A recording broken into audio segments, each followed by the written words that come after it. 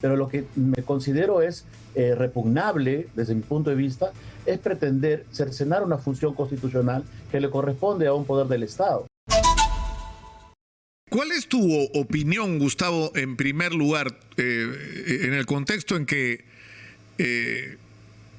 las cosas no han salido como deberían salir, como algunos pensaban? Es decir, no han logrado tener los 87 votos para elegir a ninguno hasta ahora. ¿No crees que sería más sensato dejar que este tema lo aborde el próximo Congreso?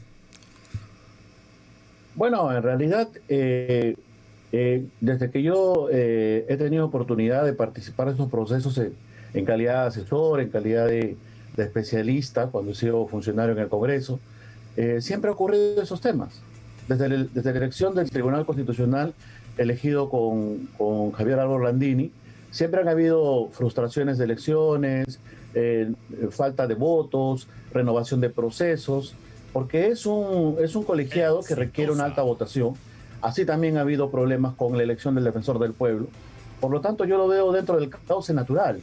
No me llama la atención. Me parece que es natural y probablemente si el Congreso no alcanza la votación en esta oportunidad, también me parece parte del juego democrático, pero lo que me considero es repugnable desde mi punto de vista es pretender cercenar una función constitucional que le corresponde a un poder del Estado. Y lo que es más grave aún, ¿no? Algunos abogados como George Walter Albán, en un comportamiento antidemocrático, pretender amenazar a el Parlamento con meterlos a la cárcel, cuando básicamente lo que está haciendo una Asamblea Popular es cumplir la función que le asigna la Constitución. Más bien hay un deber hasta el día 27 de julio, que es el día en que termina su mandato, de legislar, de ejercer control político y de cumplir con las funciones asignadas a la Constitución. Un parlamentario está obligado a cumplir esas funciones, como un juez está obligado a emitir sentencias y a comportarse decorosamente, y no estar saliendo a los medios de comunicación a defender su puesto de trabajo, cuestionando un acto legítimo del Parlamento. Entonces creo que aquí hay una suerte de permanente deslegitimación y tratar de desprestigiar a una institución que al final es del pueblo. La única institución propiamente popular es el Congreso, que existe en la democracia constitucional, porque todos los demás poderes, el gobierno es el poder de la mayoría y el resto de poderes son profesionalizados, son técnicos. El único estamento donde el pueblo se representa es en la Asamblea Legislativa. Por lo tanto, creo que hay que partir ordenando constitucionalmente las cosas. O sea, en conclusión, ¿tú crees que el proceso debe continuar a riesgo incluso de lo que pueda significar en términos personales para ti, Gustavo, que eres un aspirante al Tribunal Constitucional? Es decir, que no alcance los votos ninguno, que es un bochornoso, ¿no? Porque es parte mire, en anteriores procesos electorales han habido juristas importantes que no lograron los votos. Los primeros lugares, muchas veces, lamentablemente, en varios procesos electorales, han sido rechazados por el balotaje. Porque lo que se requiere a nivel de la elección del Tribunal Constitucional es un respaldo político, porque así ocurre. Fíjate, en 1803 John Marshall, presidente de la Corte Suprema de los Estados Unidos, fue ministro y secretario de Estado del Partido Demócrata. En varios países, los miembros del Tribunal Constitucional esencialmente son aquellos que obtienen un respaldo político. No están desacreditándose las credenciales académicas de un aspirante. Yo no me siento, si es que no me eligen, no me siento por ello descalificado. Pero siento que no he tenido la representación. Yo tengo una interrogante sobre esta referencia. A las reglas democráticas. Yo tengo una interrogante sobre esta referencia que acabas de hacer. Tú no, o sea, Gustavo Gutiérrez no es más bien parte. Es decir, estamos eligiendo a los miembros de un tribunal cuyo papel va a ser proteger la Constitución en situaciones sobre todo de controversia o de vulneración. Pero parte de los temas que van a estar en debate son temas por los cuales tú has litigado. Es decir, ¿cómo vas a ser juez si tú eres prácticamente parte? Eso es lo que no entiendo. O sea, por ejemplo, en los temas que tienen que ver sobre la legitimidad de esta elección, o sea, tú has tenido una participación en este proceso electoral. Si tú fueras elegido al Tribunal Constitucional y este proceso fuera llevado al Tribunal Constitucional, ni siquiera tenemos que adivinar cuál sería tu voto, estaría claro, ¿no? O sea, ¿no te parece que eso no está bien? No. Que las personas que son De parte ninguna manera. no deberían ser jueces a la vez. De ninguna manera. Mira, Nicolás, yo soy constitucionalista desde las aulas universitarias, desde que estaba en primer año de la carrera de la especialidad. He escrito artículos de derecho constitucional desde el primer ciclo. Y yo soy abogado litigante en materia electoral y he sido abogado en este proceso electoral de 6 partidos políticos, en los cuales he asumido causas ligadas concretamente a temas de violaciones de derechos fundamentales. Por lo tanto, un defensor de los derechos fundamentales como yo, como puede ser un defensor de los derechos fundamentales de presuntos terroristas como los abogados del IDL, tienen legítimo derecho a poder participar en un concurso para ser miembros de un colegiado como el Tribunal Constitucional. Además, los magistrados del Tribunal Constitucional tienen trayectoria en cualquier parte del mundo. Son abogados que acreditan su litigio, no salen pues de un laboratorio, no salen pues de un convento, salen porque acreditan con la ética, la trayectoria, la integridad que tiene un candidato que puede llegar al Tribunal Constitucional. Y un magistrado cuando llega al Tribunal Constitucional se rige por el principio de la ingratitud. No le debo ninguna gracias a mis electores, porque mi única fidelidad es a la Constitución. Pero te hago una pregunta, Gustavo. Si Lourdes Flores, porque van a hacer de todo, ¿no?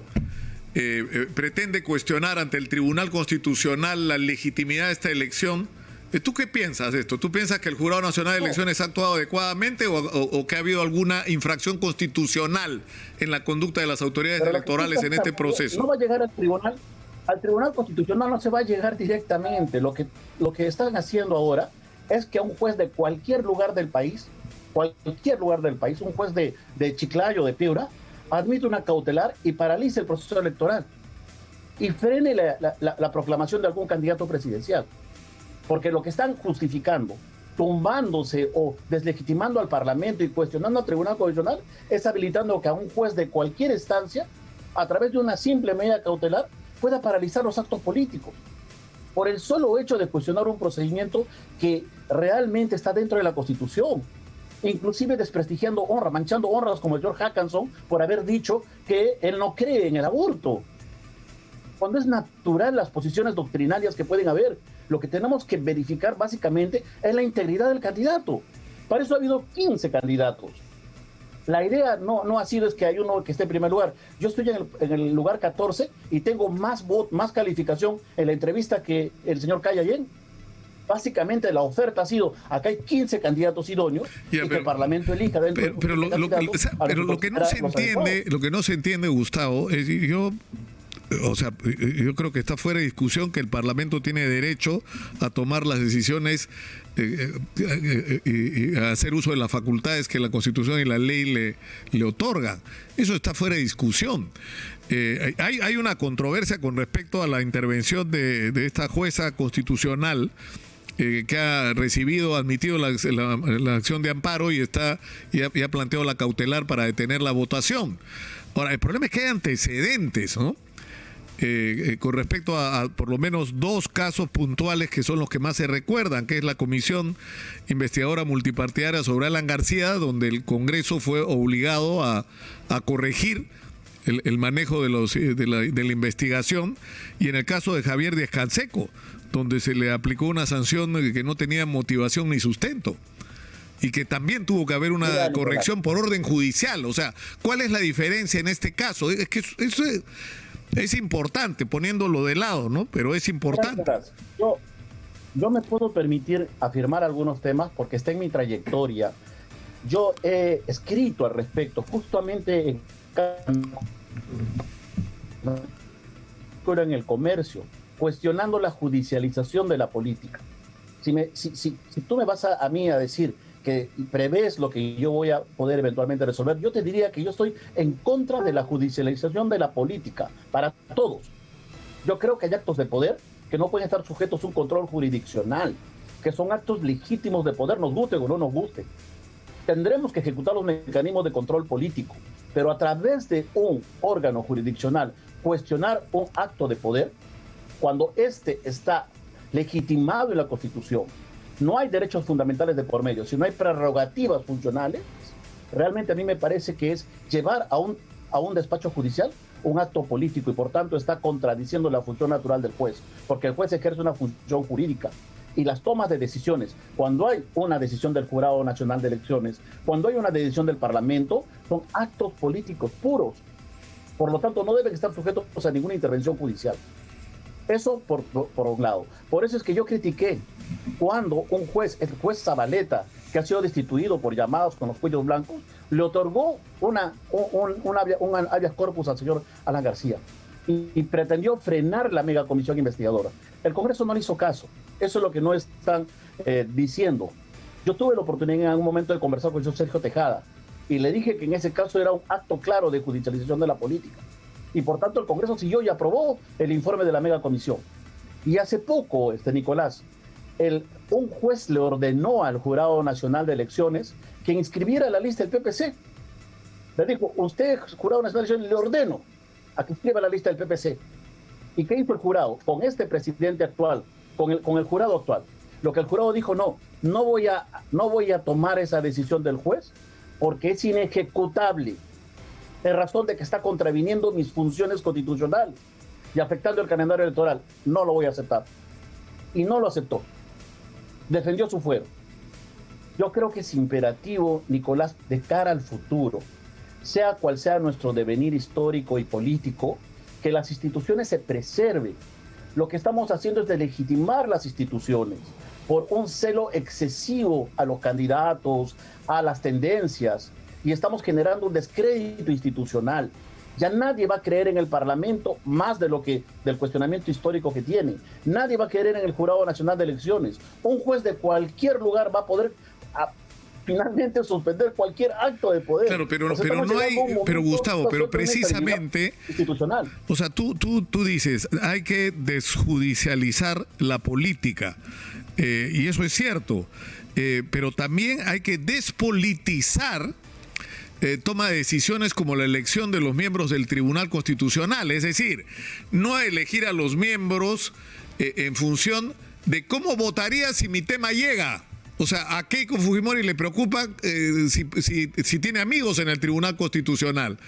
Y tú lo sabes, Gustavo, lobbies empresariales que tienen tremendos intereses en el Tribunal Constitucional, que también les interesa quienes están en el Tribunal Constitucional, no en función de la defensa de la Constitución, sino en función de la defensa de sus litigios pendientes o de sus intereses particulares. Y eso también hay que hacerlo. Lamentablemente, eso es algo que ha estado pasando. O sea, yo te elijo porque cuando estés en el Tribunal Constitucional vas a votar a favor de lo que a mí me interesa y en contra de lo que yo no quiero. Bueno, seguramente eso puede haber pasado por los actuales miembros o los pasados miembros, quizás. Pero hay una cosa que es clara, Nicolás. El Tribunal Constitucional surge como un órgano político cuando Kelsen la diseña en 1919 en la Constitución de Austria y de Checoslovaquia. Es un legislador negativo, por eso es que es elegido por el Congreso, porque va a hacer un análisis no solamente jurídico en materia de defensa de los derechos, sino también tiene que tener un raciocinio político para poder pacificar las tensiones de poder que existen entre los órganos del Estado. La elección del Tribunal Constitucional es de naturaleza política, como ocurre en gran parte del mundo. En la mayor parte del mundo la elección es política, porque se trata de un estamento que va a corroborar la verdad política. No, pero eso lo tengo claro, que es una elección que hace... En el escenario político se reflejan en el Parlamento. Claro, España, por ejemplo, por eso es que en España ocurre que los 9 miembros del Tribunal Constitucional son repartidos entre los 3 poderes del Estado. Cada poder del Estado elige 3 miembros y elige a su libre designación. Cada poder del Estado elige 3, el gobierno elige 3 miembros, el Parlamento elige 3 miembros. Nuestro modelo es austriaco. El Parlamento elabora un consenso, muy alto consenso, y elige a los magistrados. Y tiene que valorar la capacidad, la idoneidad y la pertinencia política como un estadista. Así lo dice inclusive el señor César Landa, que se ha opuesto en muchos casos a determinadas decisiones del Tribunal Constitucional y del Parlamento. Pero César, más allá, es decir, este tema de la jueza ha introducido un elemento adicional, por si no tuviéramos suficientes ya con los que tenemos a la mano, ¿no es cierto?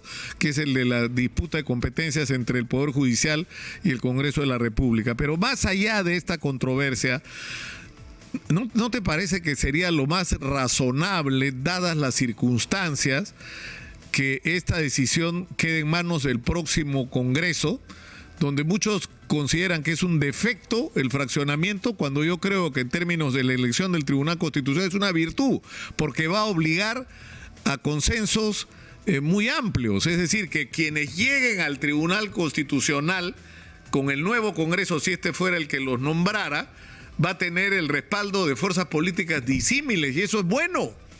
Eso es bueno. Eso no es negativo. Por supuesto, no es negativo, pero tampoco es negativo que lo haga este Congreso. Es decir, es parte de la función del Parlamento. Si el Parlamento no logra los consensos, se suspenderá. O finalmente se correrá, pero no se puede cercenar. O sea, tú vas a seguir.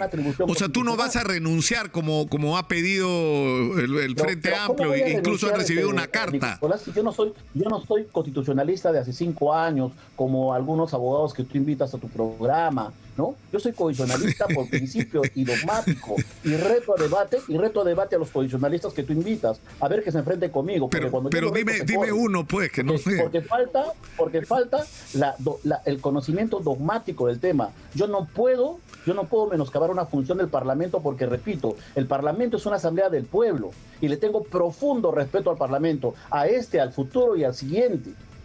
Creo firmemente en defender el Parlamento, porque cuando defiendes el Parlamento, luchas contra los poderes fácticos, luchas contra el poder económico que le interesa un congresista debilucho, un congresista monigote, incapaz de poder defender los fueros de la Constitución.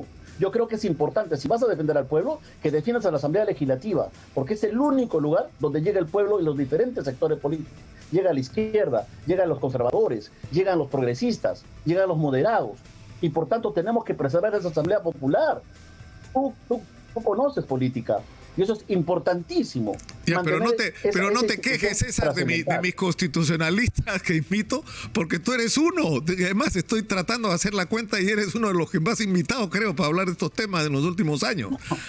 Pero yo tengo 25 años en el tema, Nicolás, y a mí me sorprende mucho que sectores académicos pretendan decir que porque el Parlamento ejerce una función los van a meter presos.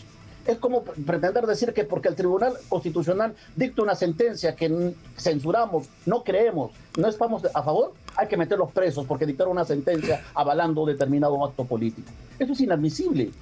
Yo tengo una pregunta. Los controles está clarísima, Gustavo, tu posición. Solo tengo una pregunta final que tiene que ver con el tremendo problema que estamos enfrentando. Ya prácticamente ha terminado el proceso de revisión de los recursos de nulidad.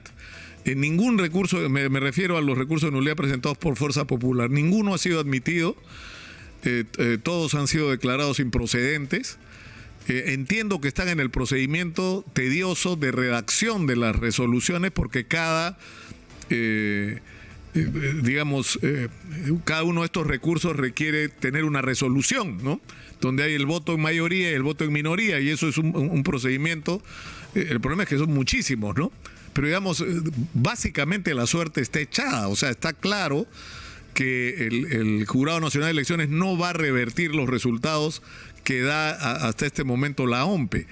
¿Qué es lo que piensas tú de esta situación? ¿Tú crees que Keiko Fujimori debería a estas alturas admitir que perdió y ayudar a que se acelere el proceso de cambio de gobierno o no?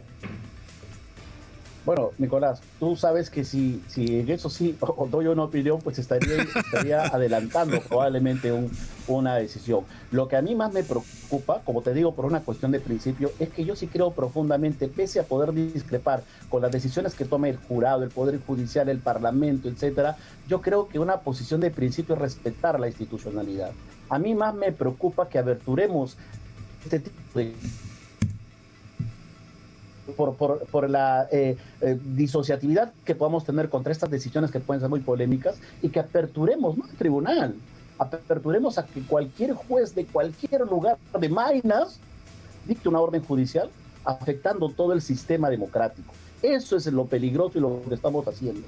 Y esto es lo que tenemos que preservar, la institucionalidad de las instituciones, así no estemos de acuerdo. Tenemos que respetar la institucionalidad. Bueno, lo has y dicho. Esto pasa por respetar al jurado, por respetar al Parlamento. Lo has dicho, y por respetar al Jurado Nacional de Elecciones. Tú lo has dicho. Y al Parlamento. que por al Tribunal supuesto, pero tú lo has Constitucional, que al dicho, defensor del pueblo. me basta con eso, Gustavo, me basta con lo que has dicho, que yo creo que es el mensaje que necesitamos escuchar en este momento. Un poco de serenidad. Lo digo hace 20 años. No, yo puedo dar fe, porque hemos incluso discutido más de una oportunidad sobre estos temas. Pero yo creo que lo importante ahora es que si partimos de no reconocer la legitimidad de la decisión de las instituciones, vamos muertos, porque perdimos los consensos. Y lo que viene acá, ¿qué cosa es? Resolver a balazos quién ganó la elección, ¿no? Y de eso no se trata, ¿no?